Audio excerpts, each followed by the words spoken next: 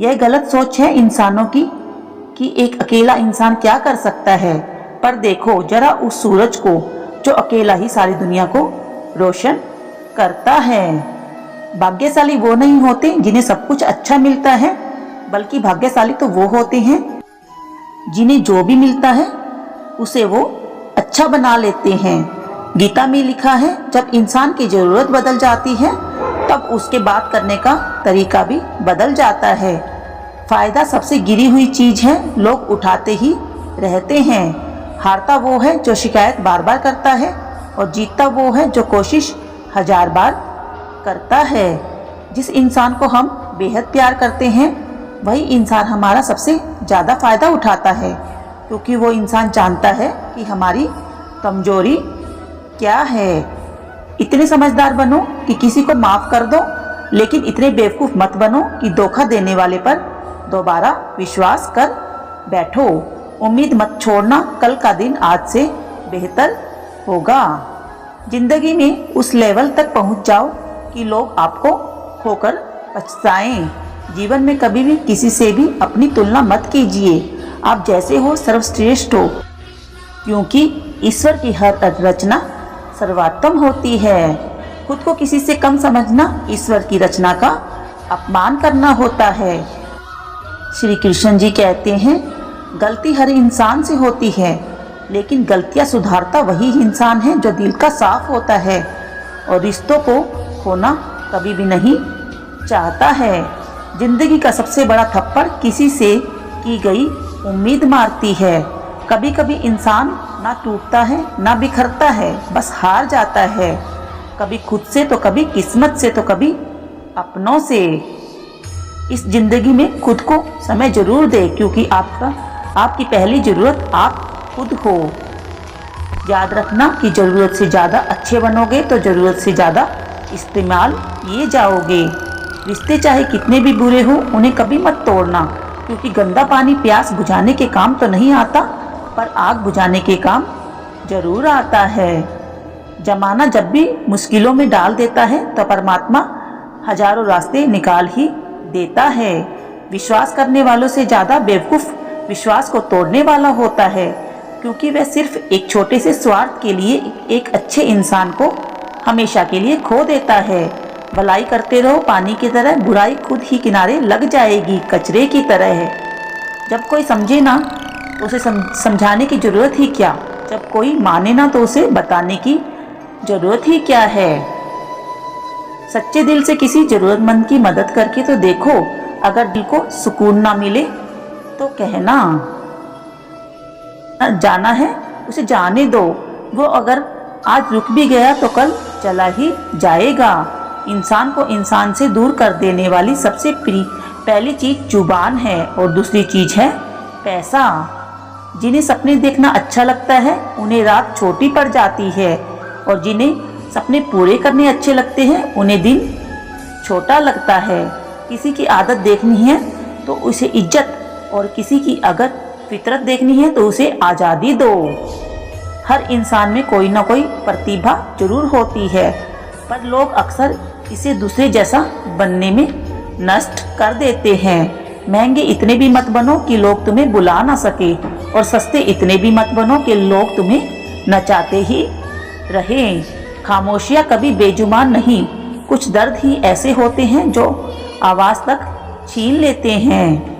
आजकल के लोग आपकी एक गलती के पीछे आपकी सारी अच्छाइयाँ भूल जाते हैं। श्री कृष्ण जी कहते हैं, अहंकार चाहे किसी भी चीज का हो सर्वनाश करके ही छोड़ता है। खाली वक्त में तो हर कोई बात कर लेता है, प्यार तो तब होता है जब कोई आपसे बात करने के लिए अपना सारा वक्त खाली कर दे।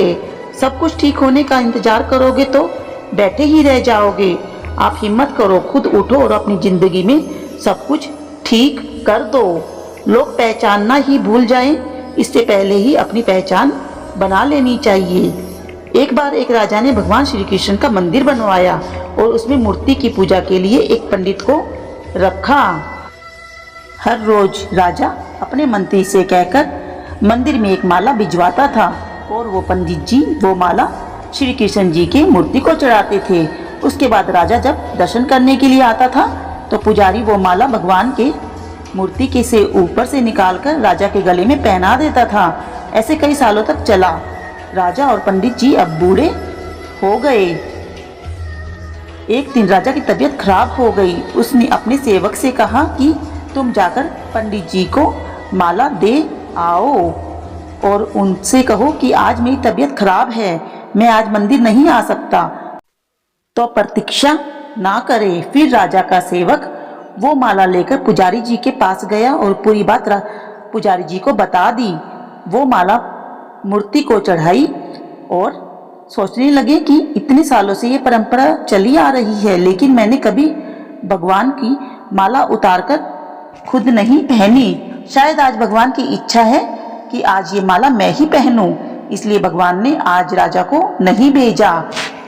इसलिए आज अच्छा मौका है, यह माला मैं निकालकर खुद पहन लेता हूँ। फिर उस पंडित ने भगवान की मूर्ति से माला निकालकर खुद पहन ली। इसी बीच राजा का सेवक दौड़ के पंडित जी के पास आया और पंडित को कहने लगा कि राजा जी को ठीक नहीं लग रहा है, उनकी तबीयत और बिगड़ गई है, इसलिए वे प्रभु के दर्शन करना चाहते हैं और वो आ रहे हैं। उनकी सवारी जल्दी ही अभी मंदिर में आएगी। उन्हें लगा कि ये परंपरा कहीं टूट ना जाए, इसलिए आज भी मंदिर में आ रहे हैं। जब पंडित जी को ये पता चला तब उन्होंने फटाफट से माला अपने गले में से उतारी और जाकर के फिर से भगवान की मूर्ति को चढ़ा दी। फिर कुछ देर बाद राजा जी वहां आए। रोज की तरह पंडित जी ने वह माला भगवान जी से के ऊपर से उतारकर राजा जी को पहना दी और अब राजा ने उस माला को देखा तो उस माला में एक सफेद बाल नजर आया। राजा ये समझ गया कि यह बाल पंडित का है। राजा ने पुजारी से पूछा, क्या यह माला आपने पहनी ही थी? इसमें सफेद बाल कहाँ से आया? यह सुनकर पुजारी जी घबरा गए। तो राजा जी मुझे दंड देंगे, इसलिए वे पुजारी जी ने कहा, यह बाल तो कृष्ण जी का है। राजा को यह बात सुनकर बहुत गुस्सा आया। उन्होंने कहा, तुम झूठ बोल रहे हो, भगवान के कब से सफेद बाल होने लगे? राजा ने कहा, ठीक है, मैं फिर कल आऊंगा और श्रृंगार के समय देखूंगा कि उनके बाल सफेद हैं या काले। अगर बाल काले निकले, सफेद नहीं निकले, तो आपको कल ही मृत्यु दंड दिया जाएगा, क्योंकि आपने मुझसे झूठ बोला है। राजा यह कहकर वहां से चला गया। इधर पुजारी भगवान के चरणों में गिरकर रोने लगा, हे प्रभु, मुझे माफ कर दीजिए, मैं लोभ में आ गया था, मुझे लगा कि मुझे ये माला पहन लेनी चाहिए, मुझे बचा लीजिए, नहीं तो कल राजा मुझे मार देगा। वो पुजारी पूरी रात भगवान के चरणों में गिरकर रोने लगा, विनती करने लगा कि हे प्रभु, मुझे बचा लीजिए। अगली सुबह राजा श्रृंगार के समय मंदिर में पहुंचा। राजा ने भगवान की मूर्ति के ऊपर से मुकुट निकाला और देखा उनके बाल। राजा चौंक गया, क्योंकि भगवान की मूर्ति के ऊपर सफेद बाल थे। राजा ने सोचा कि ये कोई पुजारी की ही चाल है। इसने मौत की सजा से बचने के लिए भगवान के बाल सफेद कर दिए। राजा यह बात असली है या नकली, इसकी जांच करने के लिए बाल तोड़ने लगा और जैसे ही राजा ने कुछ बाल तोड़े तो मूर्ति में से खून की धारा बहने लगी। राजा भगवान के चरणों में गिर गया और क्षमा मांगने लगा और रोने लगा कि मुझे माफ कर दीजिए। उसमें ही मूर्ति में से फिर एक आवाज आई, राजा, तूने मुझे सिर्फ मूर्ति माना, इसलिए मैं तुम्हारे लिए सिर्फ एक मूर्ति ही हूँ। लेकिन पुजारी ने मूर्ति में साक्षात भगवान को देखा, इसलिए मुझे मेरे भक्त की रक्षा के लिए मेरे बाल सफ़ेद करने पड़े और खून की धारा बहानी पड़ी, ताकि मैं तुम्हें समझा पाऊँ कि जहाँ भाव है वहाँ भगवान है। अगर आप वाकई में भगवान का स्मरण करते हैं, उन्हें देखना चाहते हैं, तो आपके अंदर सिर्फ भाव होना चाहिए। ये छोटी सी कहानी हमें शिक्षा देती है कि भगवान के आशीर्वाद के बिना कुछ भी संभव नहीं है। अगर आप सच्चे दिल से भगवान को पुकारते हैं तो भगवान आपकी मदद के लिए अवश्य आते हैं। तो दोस्तों, वीडियो आपको कैसी लगी हमें कमेंट बॉक्स में लिखकर जरूर भेजें वीडियो को ज़्यादा से ज़्यादा लाइक करें, शेयर करें। चैनल पर नए हैं तो चैनल को सब्सक्राइब करना बिल्कुल भी न भूलें। जय श्री कृष्णा।